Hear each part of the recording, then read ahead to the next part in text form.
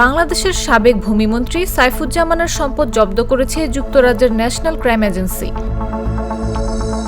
বাংলাদেশি কর্তৃপক্ষের আবেদনের পরিপ্রেক্ষিতে তার বিরুদ্ধে এই পদক্ষেপ নেওয়া হয়েছে। ইনভেস্টিগেটিভ ইউনিটের বরাতে বুধবার এক প্রতিবেদনে এ তথ্য জানিয়েছে কাতার ভিত্তিক সংবাদ সংস্থা আল জাজিরা। প্রতিবেদনে বলা হয়েছে, এনসিএর একজন মুখপাত্র আই ইউনিটকে সম্পত্তি জব্দের আদেশটি নিশ্চিত করেছেন।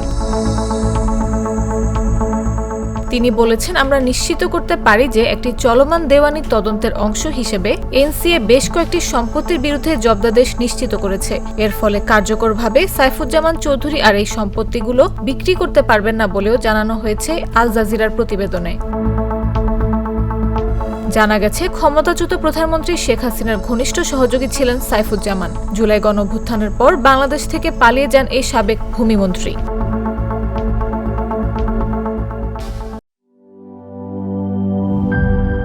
এই ঈদে জামা জুতো অ্যাক্সেসরিজের ডিসকাউন্ট।